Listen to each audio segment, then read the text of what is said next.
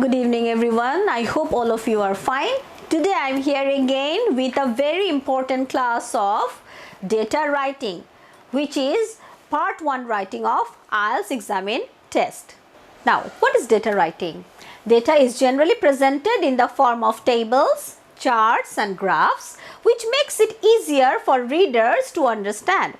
However, it is often necessary to reproduce and refer to this type of information in words as part of a report or written assignment. If anyone include a graph, chart or table in his or her writing, he or she must explain very clearly what the data in it means and why it is relevant to that report or assignment.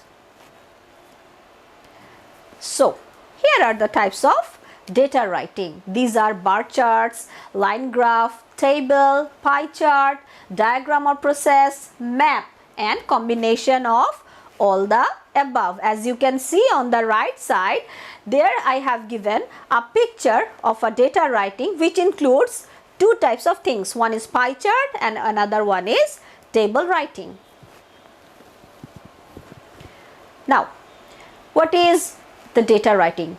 Us and business English students often ask us teachers the same old question, how can I describe a graph in English? It's a common problem and it is essential part of English learning if you want to pass an academic IELTS exam or business like the bullets test. Suppose business language training service for Cambridge English exams. How do you accurately talk or write about the information shown in a line graph, bar graph or a pie chart? Well, normally in an IELTS writing task 1, you will see clear, distinct upward or downward trends in a graph question. There are certain verbs that are appropriate for these situations and you can see how to use them effectively. কিছু কিছু verbs আছে যেগুলো আমরা প্রত্যেকটা line graph কিংবা বার চার্টের ক্ষেত্রে use করতে পারি. How to begin?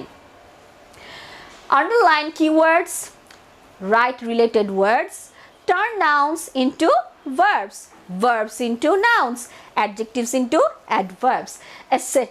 Write opposite words, similar words, synonyms, etc. এটা পুরোপুরি হচ্ছে একটা vocabulary খেলা বলা চলে.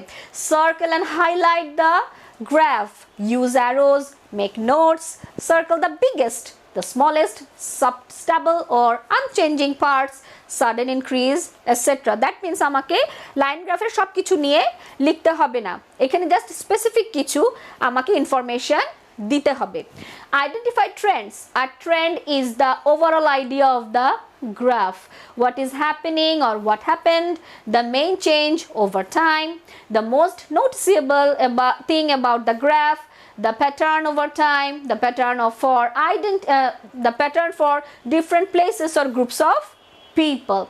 Most IELTS graphs will have two trends or there will be two graphs with a trend in each. You could write about the two trends in two separate paragraphs. Make sure you have identified the trends in the graph. Layout. Introduction. At first, start your writing with the introduction. The first sentence describes the graph.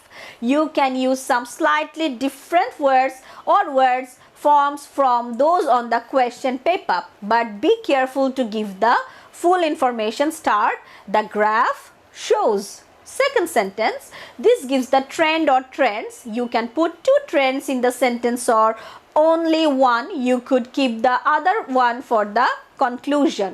Start, overall idea or something like that. Then paragraph 1, trend 1. Start with a sentence with no number. City size increased sharply over the period. The most obvious trend in the graph is that women are having fewer babies. Oil production has increased slightly in all the countries in the graph. So here I haven't used any numbers. Follow this sentence with an example, sentence with number and perhaps another example. Another sentence with number. Keep altering, keep changing. Paragraph 2, trend 2. Start with a sentence with no number. City size increased sharply over the period. যেহেতু আমি ফার্স্টেরটাও number ছাড়া করলাম, সেকেন্ডটাও আমি I can try not to use any number. Give an example. Sentence with number or and preface another example. Sentence with number. Conclusion. Finish by repeating the main trends or identify a second trend. Use different vocabularies. Don't have any numbers in the conclusion. You could use words like most, the majority, a minority, or a small number. Don't give an opinion. Data writing এ কখনো নিজের opinion দিতে হয় না. So what will be the word limit? You have to write at least 150 words. You should have some short sentences about 6 to 10 words and some long ones 12 to 18 words. But your average should be about 12 or 13 words per sentences. A sentence without a number will usually be short. Use a mix, a sentence without a number followed by a sentence or two with a number. Verbs. There are frequent verbs which we can use in a data writing, and these are to increase, to rise, to climb, to shoot up, to rocket, to soar, text. These are for the upward trend, and for the downward trend we can use to decrease, to defer, to fall, to go down, etc. Adverbs to describe big changes like dramatically, sharply, suddenly, or adverbs describe small changes like gradually, slightly, steadily, etc. How to describe no change? You can use remain the same, remain constant, stabilized, and some other few words as well. Follow some don'ts. Don't describe the x and y axis, give the information. Just give the information, they don't need any other answers in this essay. Don't write about everything on the graph. Pick the biggest, the smallest, the main points, the main trends, group similar things together. Don't write about the line or the bar, or instead write about the idea. Suppose the number of people going to work by train increased gradually. Make sure you write about the idea, don't use shorthand. Suppose instead write about the real data, the number of men at university fell dramatically.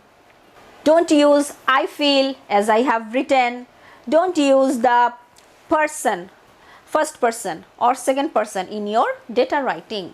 Don't start sentences with but, so, also, and, for, since. That means avoid conjunctions. Do you really need 4 paragraphs in IELTS task 1? No.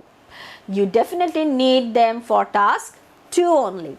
But it's good to think about 4 paragraphs. It will help you to organize your writing. If you can write, you can. Otherwise, it's not necessary. Thank you.